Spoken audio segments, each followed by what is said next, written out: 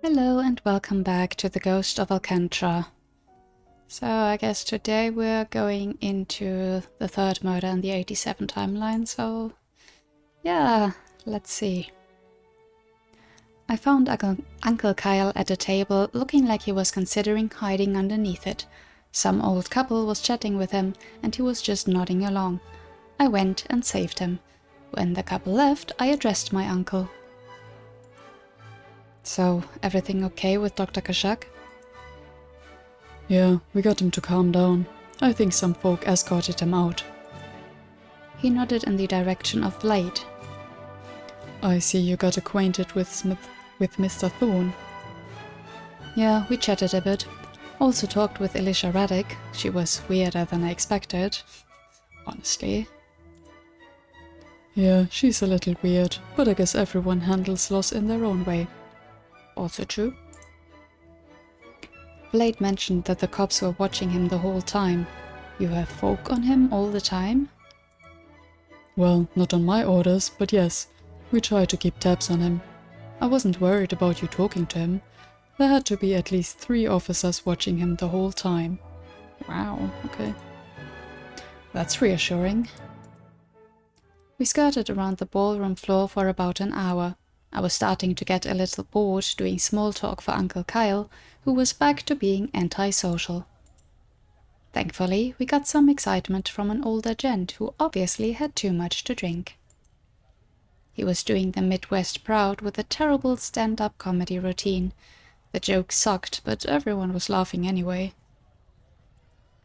There was quite a crowd gathered around him, which Uncle Kyle and I joined. I saw Blade at the edge of the crowd. I headed over. Not the sort of image the Thorns would approve of? He turned around and smiled when he saw me. Oh, hi Nick. Hi Detective. Nah, I really don't care, though I admit that my father would not approve. We watched the old guy jumping around talking about his football days. You better be careful, Nick. Might be you in a couple of years. Speaking from experience. A Thorn? Public drinking? Never. Uncle Kyle didn't pay much attention to us. He seemed too relieved that somebody else had everyone's attention and he could blend into the background. Blade and I were laughing as the old guy attempted a cartwheel when I suddenly heard the worst noise I had ever heard in my life.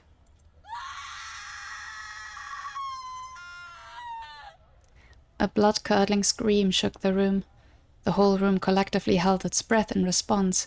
Even the drunk old guy managed to shut up. We all looked around trying to determine the source of the sound. It didn't come from the ballroom itself. It sounded like it had come from the hallway outside. Detective Rage sprang into action. He sprinted to find the source of the scream. Several police officers sprinted after him. Blade and I exchanged anxious looks. Obviously something had happened, but it couldn't have been Blade's doing. He was standing next to me the whole time. So what was going on? People were whispering to each other. The murmurs began to grow. Curiosity got the better of me. I followed after my uncle and the police. Lots of others had the same idea as me. Soon we had a crowd leaving the ballroom. I was ahead of the main pack. I ran out of the ballroom and saw Detective Rage and the cops frantically opening doors. I looked down the hall. There was no one there besides Detective Rage and the police. A cop came out of a door on the left. Anything? He shook his head. I thought the doors were supposed to be locked, but it looked like not a single one of them was. Detective Rage and the police kept ripping open doors, trying to locate the source of the scream. After a couple of more doors, one of the policemen let out an audible yelp. Here! Pandemonium ensued. A large crowd had gathered in the hallway, following Detective Rage and the police, though the police shouted at us to stay back. Of course, we didn't listen. We all had one thing on our mind. We wanted to know what that scream was all about. So everyone is being just kind of rude, but okay. I get being curious, but, you know, stay out of the way of the police in that kind of case. What if someone is still there with a gun or something? You'd get yourself in danger. Detective Rage was the first into the doorway after the policeman's shout. The police shouted for people to stay back. I ignored them and chased Detective Rage. Several other people did as well. I made it to the doorway. The room was a typical conference room. There was a table surrounded by chairs with a window in the back, but in the middle was a girl I had talked to just an hour ago. It was Alicia Raddick. She was sitting in a chair. No, that wasn't right. She was lifelessly cradling the back of a chair, her arms dangling from her sides, her head drooping towards the ground with no control. Lifeless, because no one could look at her and think she was alive. I was no medical expert, but even I could tell she was dead. I stared at the body, stupefied. Uncle Kyle was examining the scene. My head was pounding. My heart was racing. I couldn't think at all.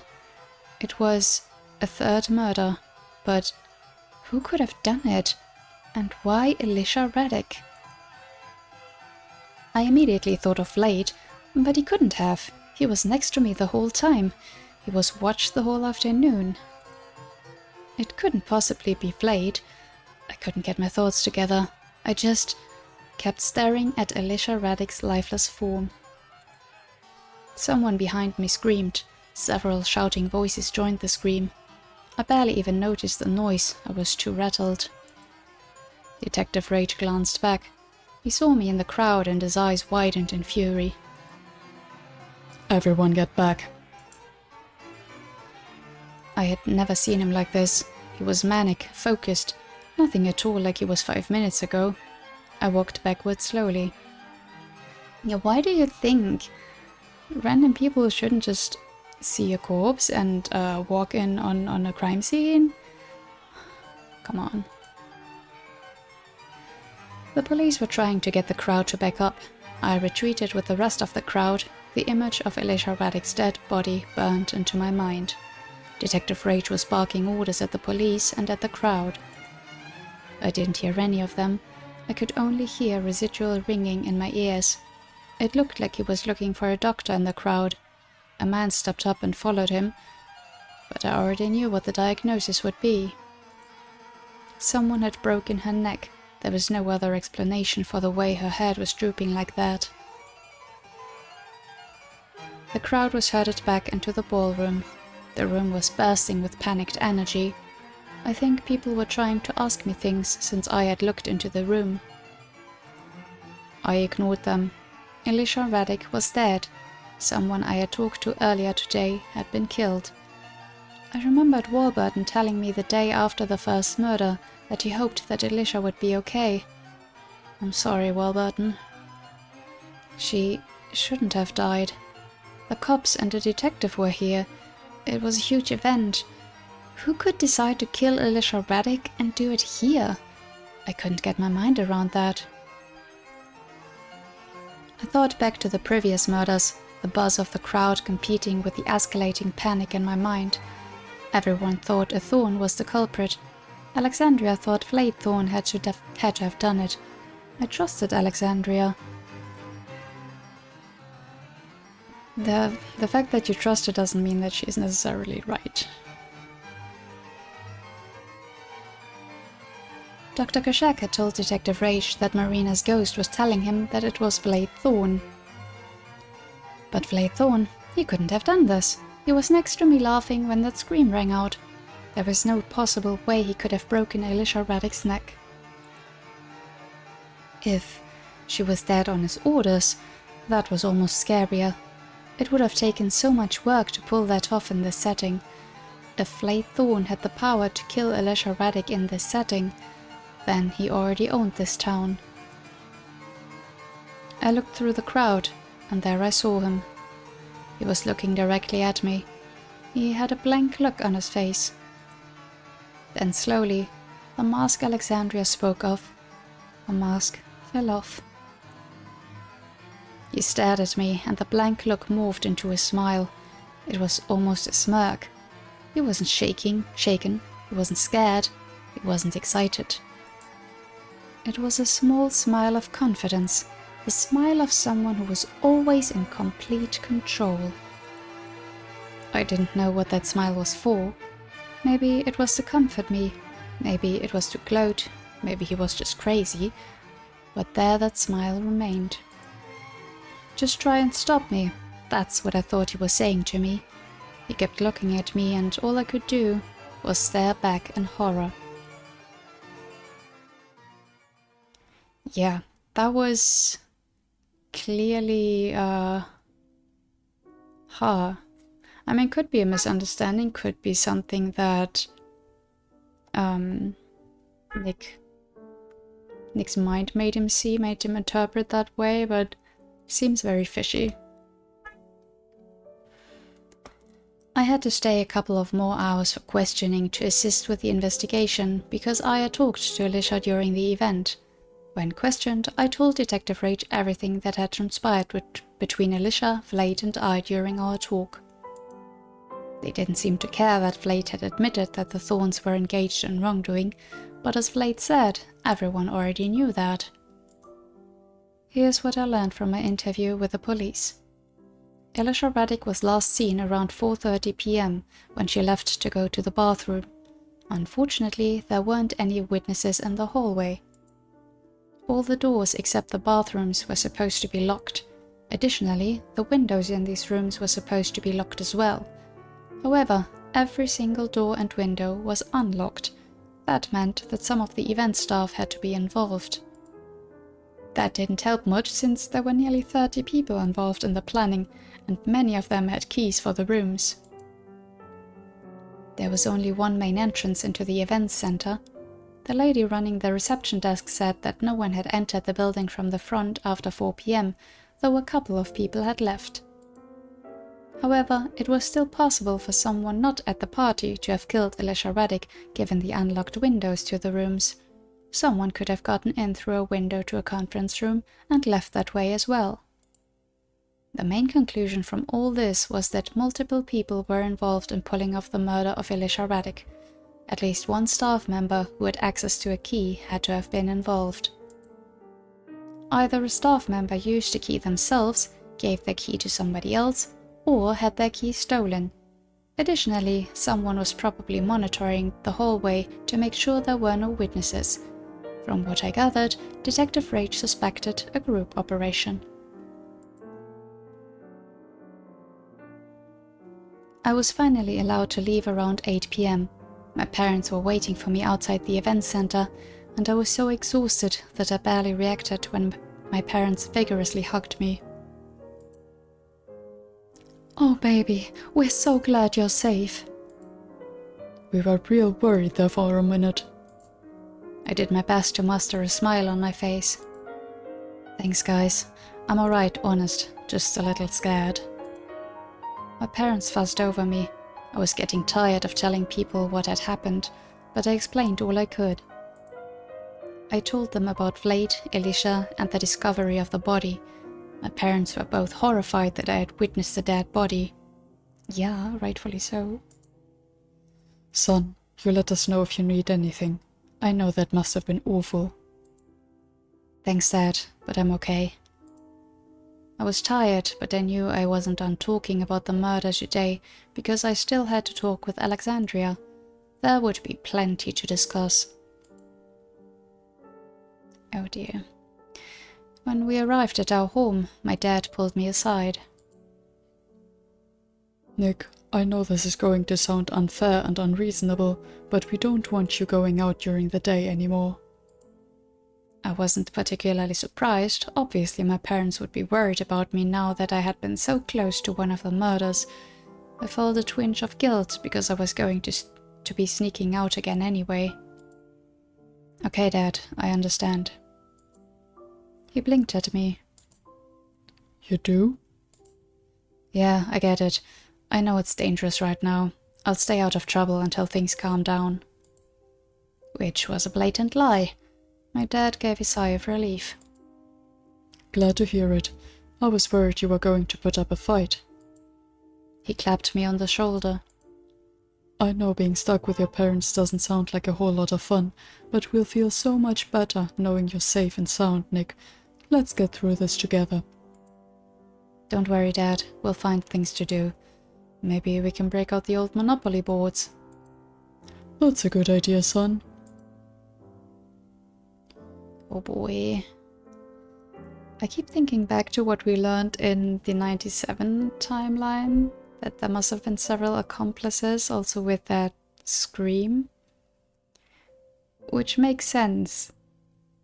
If Alicia's neck was broken, she wouldn't have been able to scream like that.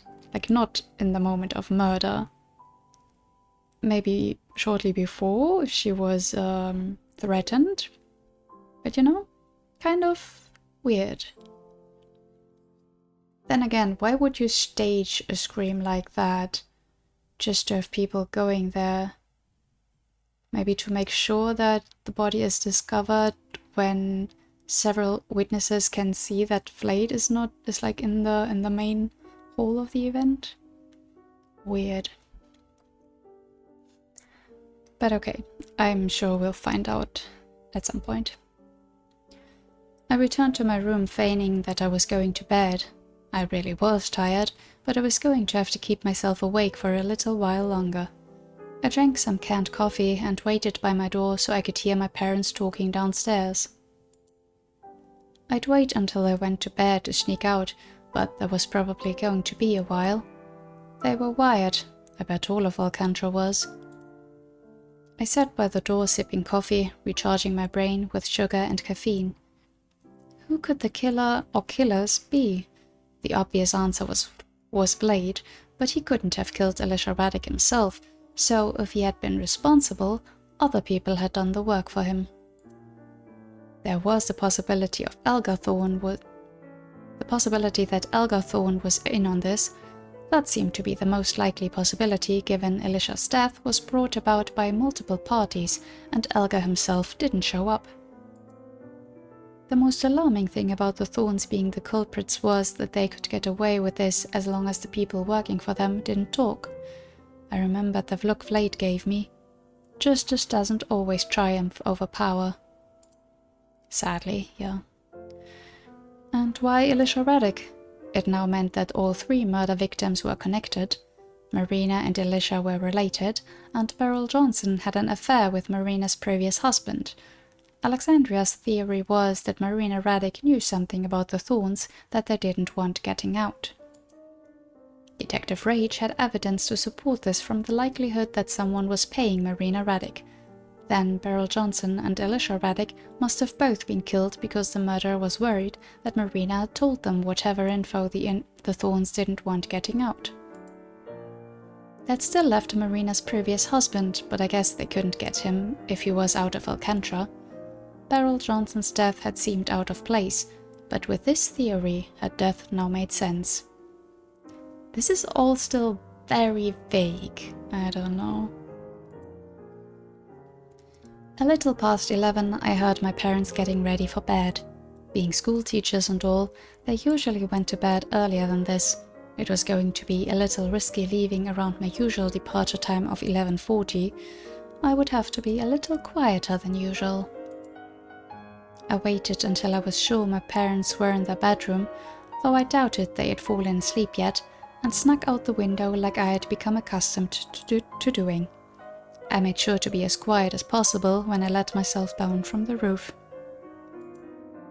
Then I ran off to meet with Alexandria.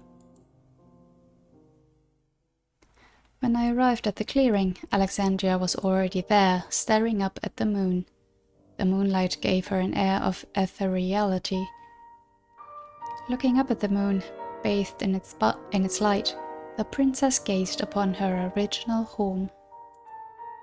Elegant and mysterious, Alexandria was from a different world than me.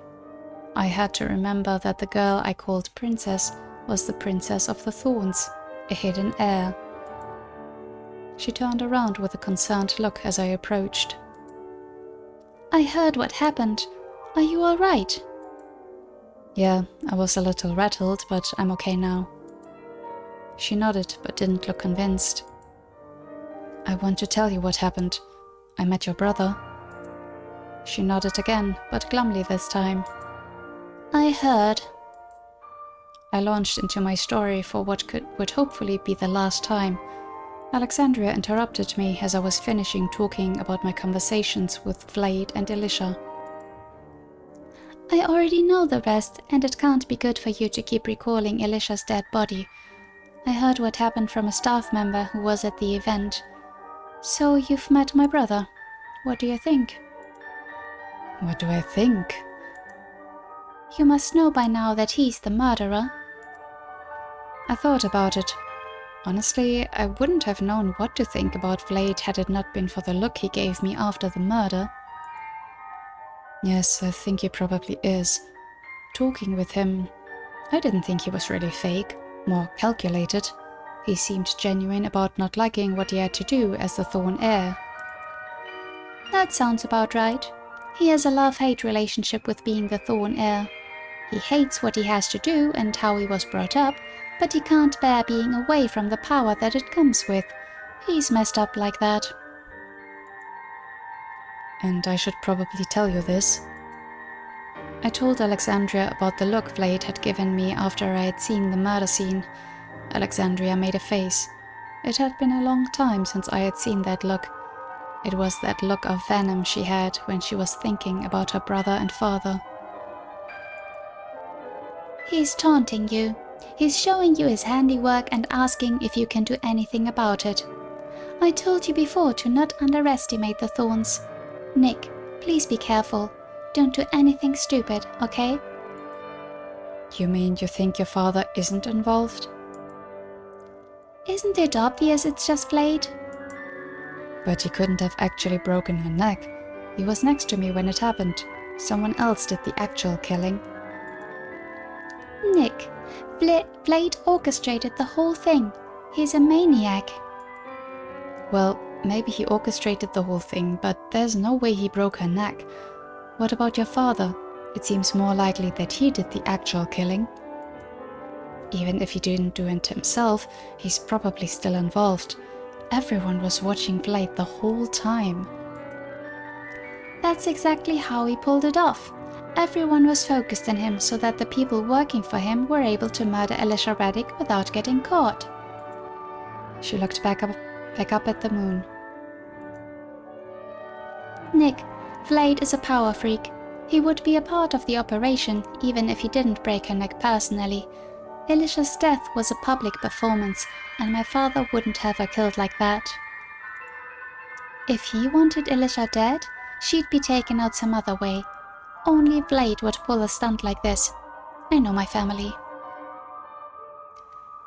I mean, there is knowing someone, but knowing how they would go about a murder is something.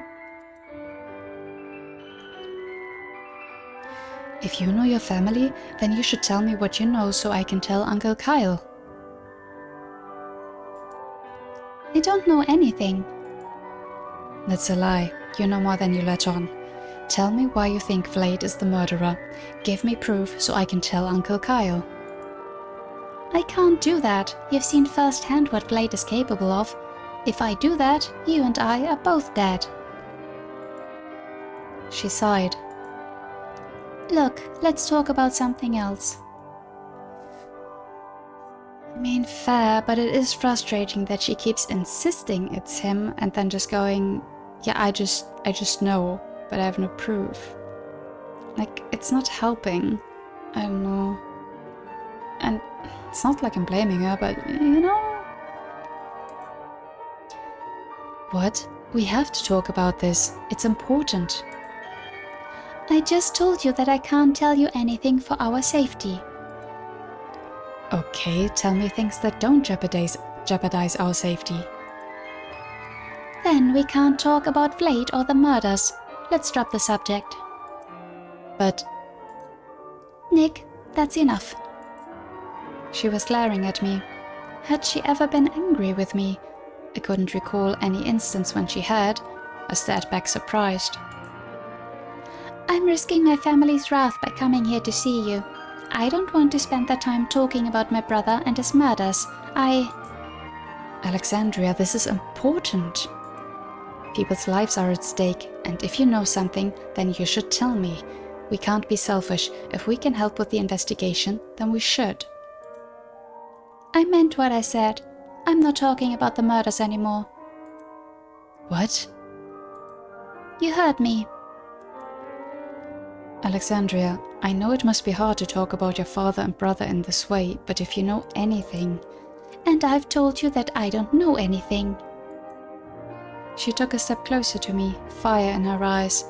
What a way to have our first fight. I know that's a lie. You know what's going on. The deal with your father, it's about the murders, isn't it? That's what I was thinking. I already told you that it's not. Then tell me what it's about. It's about giving me my freedom. What is he getting from you then? Nothing. There's no way that's true. It's the truth. He's not getting anything from me. Look, Alexandria, I believe in you. I know you aren't involved with the murders. I just want these murders to stop, and what you know can help stop these murders. Alexandria slumped her shoulders in resignation and turned away from me. They'll stop. The certainty of the phrase bothered me. How do you know that? She turned back towards me. Because I'm stopping them.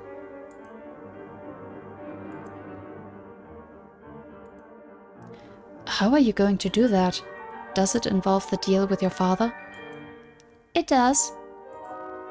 You told me the deal doesn't have anything to do with the murders. That's mostly true.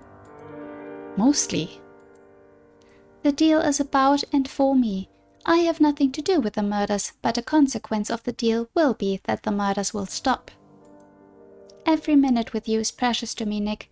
All the living I do these days is between midnight and 4 p.m. I think you mean 4 a.m., but okay. And I don't want to waste a moment of that. But I'm also doing this for me. This deal is something I have to do. Please, trust me. All I could do was stare incredulously. Nick, if you trust me, we'll be together, and there'll be no more murders. Until then, no talk of murders. It's too dangerous for you to be involved. Her angry look was gone now. She looked deep into my eyes like she was looking not at me, but through me. She was trying to reach out to the person who would not just hear her words, but know what emotions lay behind them as well. I know I'm asking a lot, but please trust me. Alexandria had always been a mystery, and I had forgotten that I was taking a risk every night I snuck out to be with her. The girl I was in love with was the daughter of the Thorns, a family almost certainly at the heart of several murders, and I acted like she wasn't a part of it. She was involved. Being with her was dangerous for me, but even so... You're not involved with the murders? I'm not. Telling me what you know would endanger us? It would. You promise the murders will stop? I promise. It was too late for me now. If this was all a deception, if she had been playing me from the start, then she had succeeded.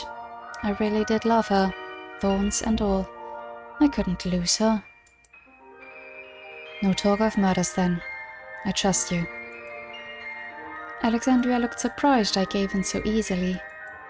You mean it? Maybe it's the stupidest thing I've ever done. But yes, I mean it. I trust you. If you're stringing me along, then your acting is so good that you deserve my trust. Is that how that works? She reached forward and grabbed my face. I'm not stringing you along. I could never do that to you. Never. Yeah, well, we've been through too much together to fall apart after one fight. I'm being serious, Nick. I'm being serious too, Alexandria. She gave me a look. I get the feeling she wanted me to see the sincerity in her eyes or something. I didn't need that. I had already given her my trust. I had given it to her when she told me she was the daughter of the Thorns, and she still had it now. You going to keep holding my face or what? She let go and shook her head, then turned around. Men. Can't ever get them to be serious. Then she doubled back, catching me by surprise, and gave me a hug. I held her in my arms. Give me one more week max.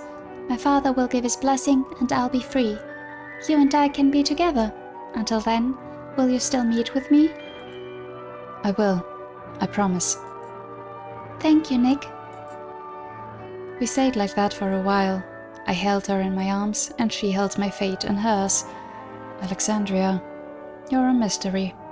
One day I'll solve all those mysteries. Until that day comes, all I can do is hold you close. Oh boy, I don't know. I don't like this. It's... yeah, still too many mysteries to really judge any of this.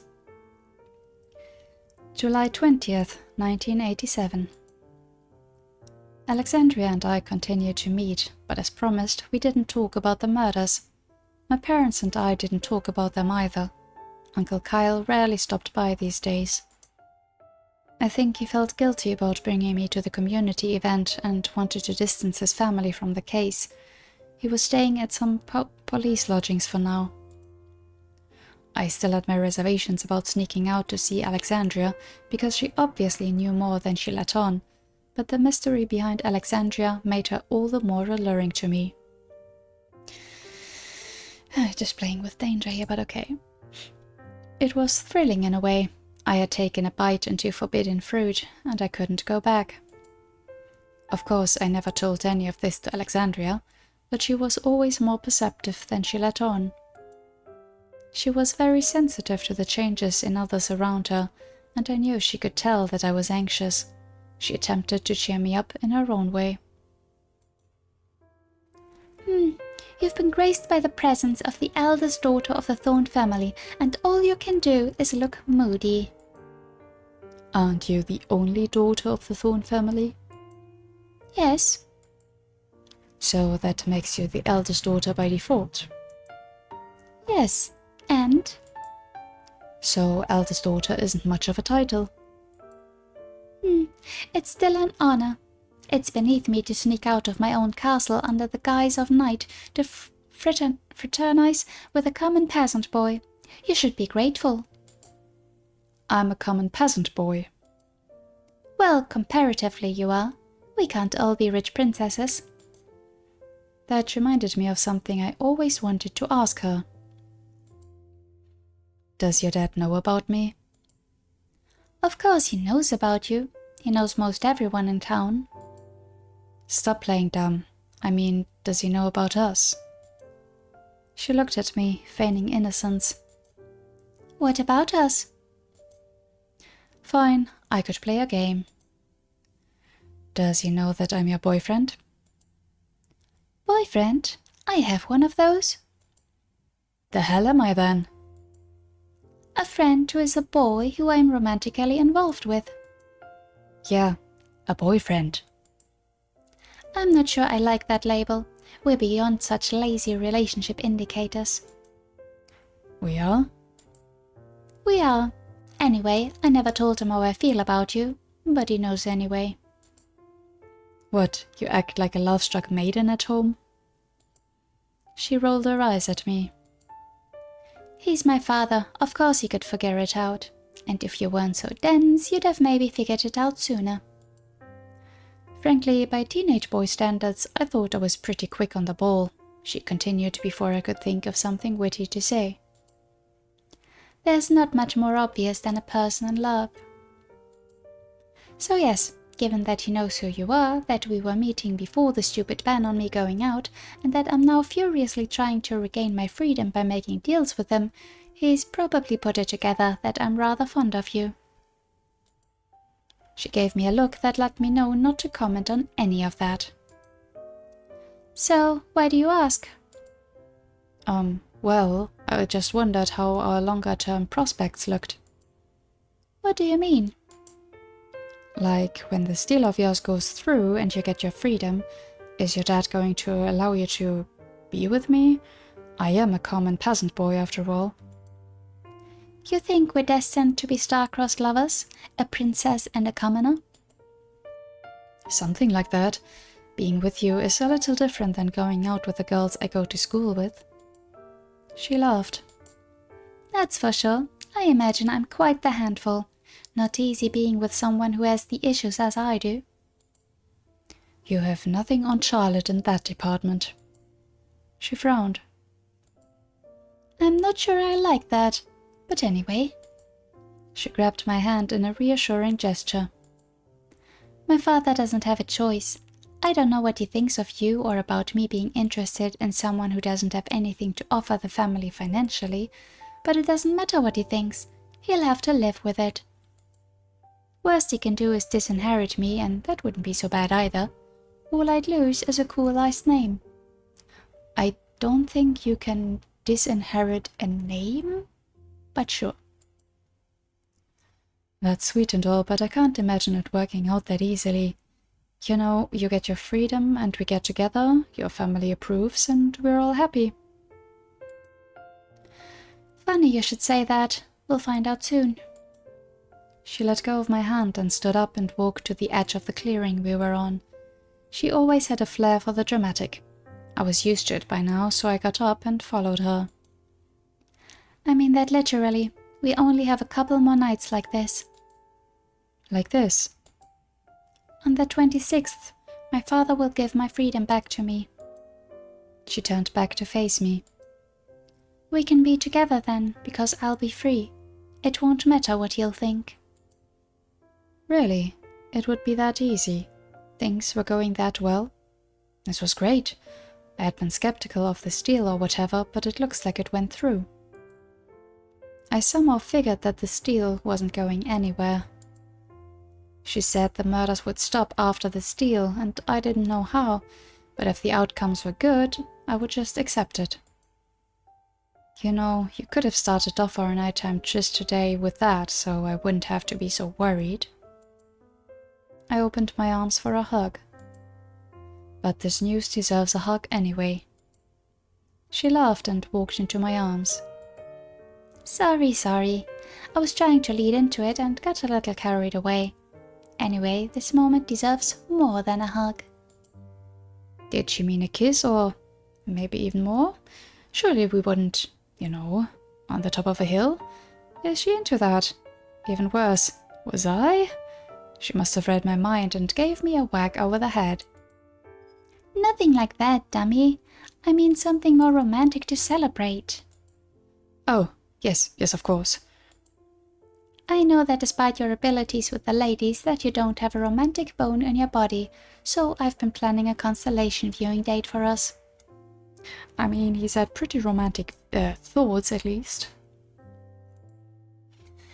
I know a spot that would be perfect. It's a great place to view the stars, even better than here.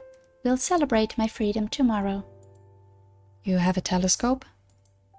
Yep, perks of not being a common peasant boy. And you know the constellations?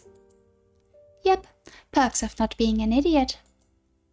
Perks indeed. It seemed a little silly that we'd be sneaking out to meet with each other when we could do this with no issues in just a few days. But hey, we were in love. These moments together were special. Yeah, if she's so sure that it's set in a few days, it's fine. Then maybe you could hold off and not take the risk, but sure. Sounds good. It's a date then. Just you, me, a telescope, a cliffside, and the stars. And your romantic lines tomorrow should be better than that. Okay. Man. July 23rd, 1987. I got ready for my date with Alexandria by packing a small bag of the essential stuff for a nighttime tryst. Some canned coffee, some snacks, a flashlight, some bandages, and a copy of Calvin and Hobbes. Then I waited for my parents to fall asleep, and at 11:20 I was out of my house. Alexandria and I had been meeting like this for less than 2 weeks, but I still had managed to form a routine. Truthfully, I'd kind of missed doing this. I was obviously relieved that I'd be able to meet Alexandria out in the open like we used to, but I'd missed the magic these excursions had. I arrived at our meeting spot right around midnight. Of course, Alexandria was already there. I'm always waiting for her to not be there, but... She was putting together her telescope, which was massive and looked expensive. It was pretty impressive that she managed to get here with a telescope that large. Yeah, for sure. I looked up at the stars. The stars were familiar to us already by now, given how often we met under them, but from here they seemed brighter and closer than ever before. I knew the stars were billions of miles away, but with the right perspective, it felt like you could just reach out and grab them. Pretty impressive you managed to lug that thing here. She turned around smugly. Actually, I had been planning this for quite some time. I've been slowly bringing the parts of the telescope out, since I couldn't sneak out with the whole telescope. I kept the pieces of the telescope by a tree all for today. Smart. You had time to do all that. Not really, but I made it work.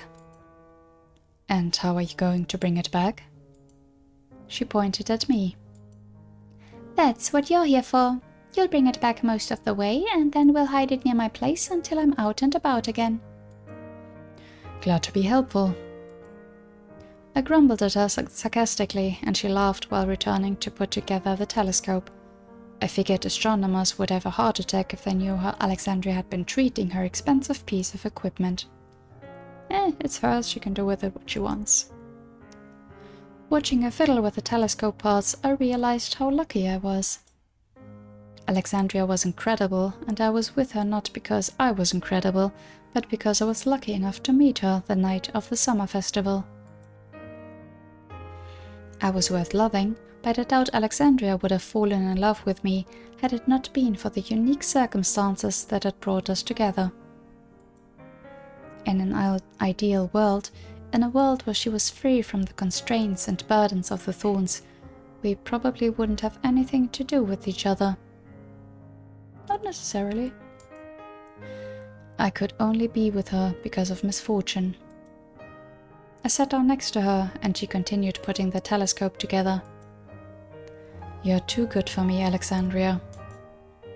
Normally she'd have fired back a jab, but she must have sensed my melancholy. Her hands became idle, and she slowly turned to face me. I'm not too good for you. You belong at Harvard or somewhere. You could do things I could only dream of doing. Not reading as many books as me doesn't make you not good enough for me. That's not what I meant. I know, so why don't you tell me what's actually on your mind? There was nothing I could get past her. I didn't want to dampen the mood for our date, but I couldn't avoid talking about this. Her long-term happiness was too important for me to do that.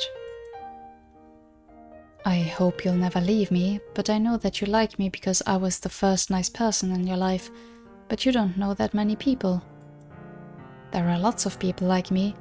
I benefited from your misfortune, and that makes me sad. I hope that when you get your freedom, you live the life you deserve, whatever that entails. She took her time with her response. Even if that means leaving you? Even if that means leaving me. There, I said it. I loved her, and I didn't love her because she liked me, because her affection affirmed positivity about myself. She was about to be free, and I didn't want her to stay with me out of a sense of obligation. I loved her, and I could never forgive myself if I kept her chained down when she could fly to wherever she wanted to go. Honestly, it's a good thought, like, he's been a bit overdramatic maybe as a teen, but yeah. If you really love someone, you want them to be happy, whether that's with you or not, right? Well, I'm not going to leave you. She gave me a small, sad sort of smile. And I'm not too good for you. I just want whatever is best for you, and that might not be me once you're free. She took her hands off the telescope and placed both of them on mine. You've got a strange sense of romanticism if you think telling me to consider leaving you during a date is romantic, but you know, the sentiment you expressed is why I fell for you. She leaned in closer, like she was establishing that she wasn't going to fly away. For a dude who's popular and well-liked, you have pretty low self-esteem. I know I don't help with that, given how much I tease you, so let me amend that now. You're incredible, Alexandria, and there are lots of incredible people out there, but I'm not one of them. That's not me having low self-esteem, that's just the truth. I think that is having low self-esteem, and like I said, let me amend that now. She lifted my hands up and interlocked our fingers. You're more than just a nice guy. Anyone can be nice. What you are is kind. When you first met me, you asked me if I wanted to see the fireworks with you. You weren't just doing so out of pity or because it's the polite thing to do.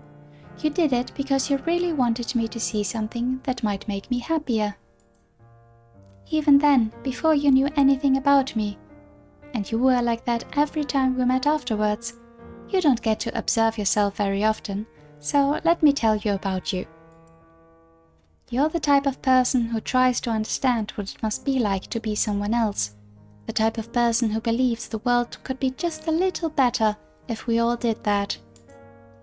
Your kindness changed my life. You're worried that my feelings for you are because of my circumstances, and of course they are. You can't separate me from the thorns. There is no ideal world, only this one. And I fell for you in this one. I couldn't think of anything to say back to her, because I realized she was right about my having low self-esteem. It's not that I didn't like myself, but that I established my mediocrity in comparison to Alexandria, because I thought that the only thing worth liking about me was me being kind. To hear her saying kindness was incredible, that it made someone worthy of loving, suddenly I felt much happier being Nick Fox than ever before.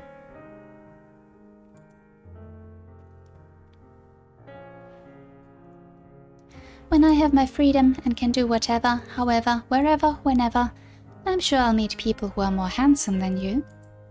I'm sure I'll meet people who are smarter than you or more athletic than you.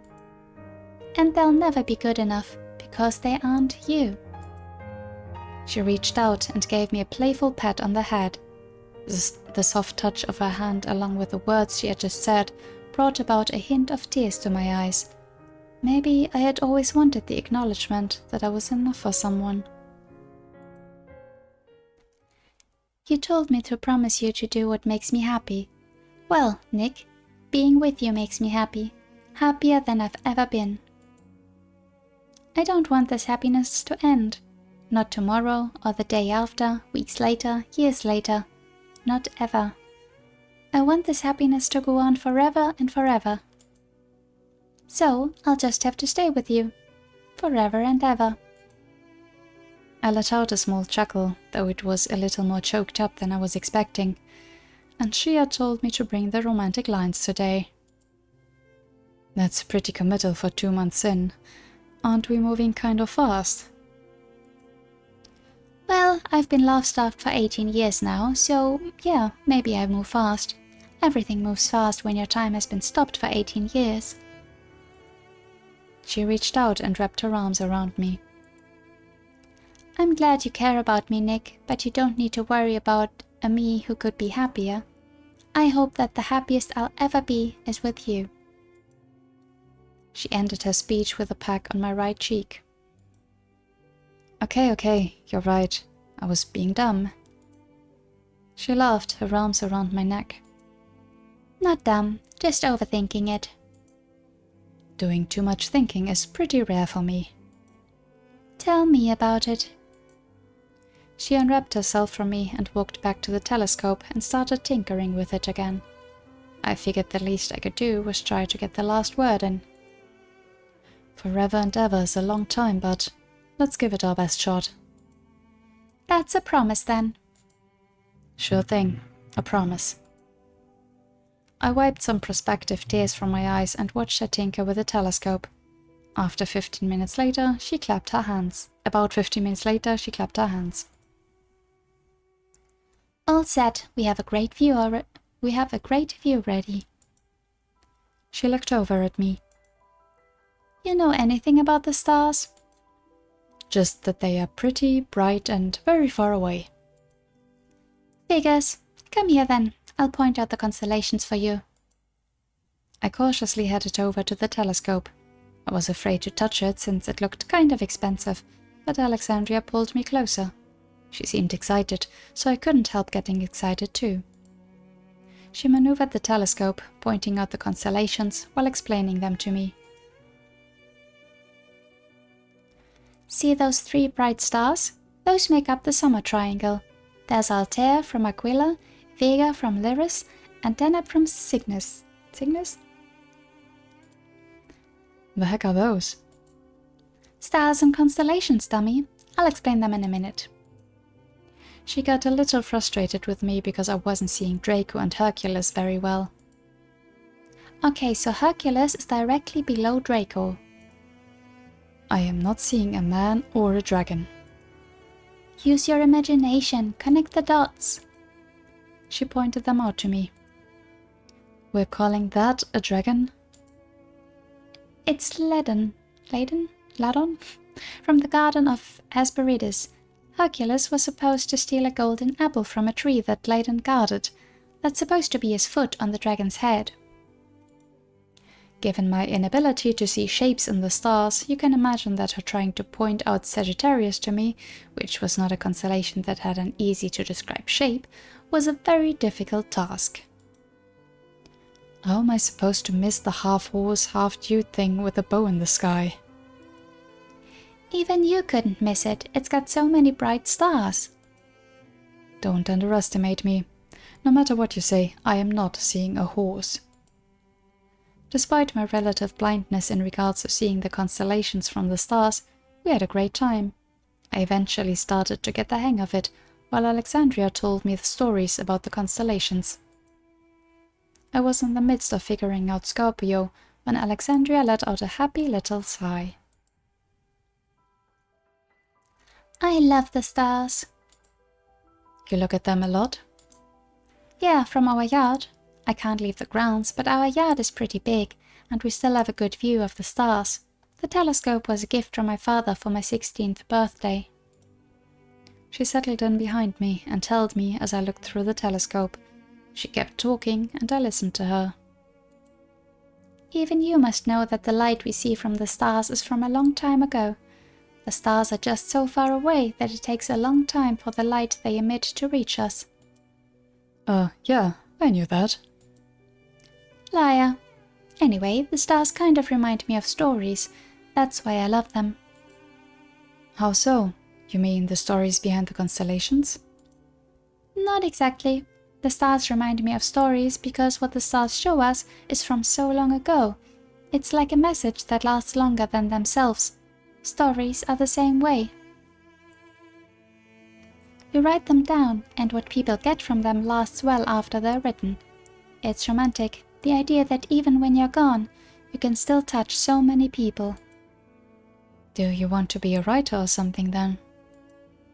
I'm not sure. For most of my life, I was worried that I wouldn't ever be like a star. I would exist and then fade away. No one would know I existed. There'd be no light to reach anyone years later. Maybe now I can be like a star.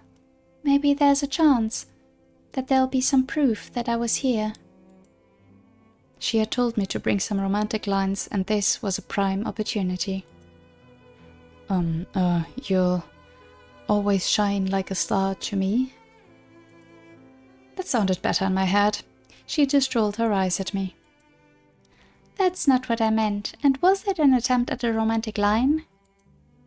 I could try again. You'd better do that. Okay, well then, how about I'll always remember you? That's a little better, but you're only a year younger than me. After I die, how much remembering is that going to be? Damn, I wasn't good at this romantic line stuff. I was trying so hard too. I went back to looking through the telescope while I thought of things to say. Alexandria continued talking while holding me from behind. I love the constellations too, not just the stories behind them, though I love those as well. I love that we have to connect the dots. You have to add something, an interpretation, to get any meaning out of them. It's like that for people. We're just stars, seemingly so close to each other, in reality very far away. To connect us, you have to imagine a line between us. She gave me a playful whack on the back of my head. Which you suck at doing. Oh, give me a break. I'm just kidding. You're not good at seeing the constellations, but you're good at connecting the dots. Most people don't even try to. With stories, with people, most people won't ever try to glean anything more than what they can see. She stepped away from me and gave me a tap on the shoulder. Anyway, sorry for ranting like that. No, don't worry. I love to hear you talk about the things you love. It makes me feel like you got more out of life despite being locked up than I did. She laughed. Well, for some things anyway. We stayed like that for a while. I eventually found Scorpius. I started working next on Libra. You know what my favorite constellation is? It's Orion. Is it? Where is it? I looked through my telescope. I knew I should be looking for a belt or something. She gave me another playful whack on the head. You can't see Orion in the summer here. It's a winter constellation for the northern hemisphere. Oh. You know the story of Orion? Yeah, he's the hunter dude. He is the hunter dude. There's a bunch of different stories about Orion. My favorite is the one about him and Artemis, the Greek goddess. The story goes that they fell in love with each other, you know, both being hunters and all. Artemis' brother, Apollo, got jealous about this. He challenged Artemis to hit a small target in the distance, which turned out to be Orion taking a swim. She hit the target, not knowing that it was Orion. Devastated that she killed her lover, Artemis placed Orion in the stars. You like that story? It seems so sad. Well, it's a lot more romantic than the version where he gets killed by a scorpion. I like that Artemis eternalized their love in the stars. They didn't have long together in life, but even still, they have an eternity together. That is kind of romantic, yeah. Forever shining their light to people billion of miles away. A love story that never ends. Damn, you weren't kidding about that forever and ever thing. Yeah, that's what you get for falling for a love-starved rich girl who has access to a lot of books and no one to talk to. You better get used to it. I'll do my best. I did think it was romantic too. If nothing else, I think Orion would have been happy to know that Artemis loved him enough to immortalize him among the stars. Artemis must have liked Orion a lot to do that, given that she'd spent the rest of her immortal life being reminded of what could have been. Alexandria was a little to the side of me, and all this romanticism had made me conscious that I sucked at being romantic. Our whole date I had let her give all the romantic lines. I figured I better come up with something quick. Thank you for tonight, Alexandria. I had a great time. You're welcome. Let's do it again sometime. Of course, we still have the winter constellations anyway. That's right. I removed my face from the telescope lens and turned to her, so that we were looking at each other face to face. So, you'll always shine like a star to me isn't a good enough romantic line? It is a little cliché, Nick. Okay, how about I'll be your Orion? You want me to shoot you with an arrow? I can be your Artemis? She laughed at that. Pining is romantic. I nodded. I could work with that. Alright then, I'll be your Artemis and one day I'll place you among the stars. A wide grin broke over her face. I got a little embarrassed. You'll place me among the stars? Oh, forget about it. I tried. No, that was sweet, Nick. It's so corny. She laughed. Corny can be sweet. She grabbed my hands and started swinging around like we did when we did star tipping together. I'm counting on you, Nick, to place me among the stars. I'm glad it made her happy, but I was never going to hear the end of this later. We ended our date by spinning around and then falling down, hand in hand, into the stars. Whoever you are, Alexandria, I'm glad to have known you. Whichever happens, we'll always have tonight. Holding her hand, head spinning, the stars swimming. It was perfect. Though there was still one thing left to say. I love you, Alexandria. I was looking up at the stars while I said it, but I imagined she was blushing pretty good by the sputtering noises she made. Love? You love? Yes, I love you, Alexandria. You already knew that, though. Yeah, but it's different when you say it out loud. You've said way more than I love you out loud. You want to be with me forever and ever? Feelings as deep as the night sky, as bright as the stars? I turned to look at her, and her face was so red that I probably didn't need the light from the stars above to see her. I laughed. I'm no good with words like you are, so this is all I've got. I love you, Alexandria. It was nice making her flustered for once. We laid there, holding hands, while Alexandria occasionally sputtered something incomprehensibly. It was nearly 4 in the morning now. We had to get going, especially since I had a telescope to carry and Alexandria needed extra time to pull herself together. So, we meeting here at the usual tomorrow? Huh? Oh yes, let's meet at our usual. Much easier than meeting here. It'll be our last nighttime tryst, at least while it's forbidden for us to do so. Too bad we already went all out for our celebration of your freedom. She was still bright red in the face, looking a little dazed from the combination of my confession of love and from spinning in circles. Let's still do something special. Like what? Let's kiss or something. I let her get redder in the face while I smiled. Thinking about it, we hadn't had a proper kiss yet, just kisses on the cheek. I pulled her up.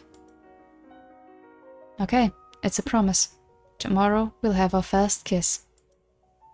She pulled herself together enough to smile back at me. It's a promise then. Poor sheltered girls, falling apart at the prospect of a kiss. Oh, whatever. She squinted her eyes at me. Wait, have you already had your first kiss? No comment. She gave me an irritated look. She started disassembling the telescope. But you'll be my first kiss with someone I love. Which sent her into stuttering shambles again. I had to help her with the telescope or we'd be risking getting caught by returning so late. As we exited the clearing with the telescope around my shoulder and Alexandria leading the way, she turned back to me. Forever and ever. I think we can do it. I thought so too. Romance and constellations. Promises and memories made is the achievement we got. Man, that was very sweet and way too good, which is why I'm still waiting for the other shoe to drop, for something to go horribly wrong. So yeah, I'm going to leave it here for today. We didn't delve into the murder as much as I thought we would. I mean, basically, what happened was what we were already kind of spoiled for by Victor in the 97 timeline, so it makes sense, you know, what Nick also said, that his uncle probably is trying to distance himself from the family, so we don't hear as much about it. Sure. And also what Alexandria said, well, we'll eventually find out why she doesn't want to talk about it, I guess. But yeah, strange. And again, it's kind of all sounding too good to be true right now, so I don't trust it one bit. But yeah, that's it from me for today. As always, I'd appreciate if you'd let me know your thoughts in the comments. Thank you so much for watching, and until next time, bye bye.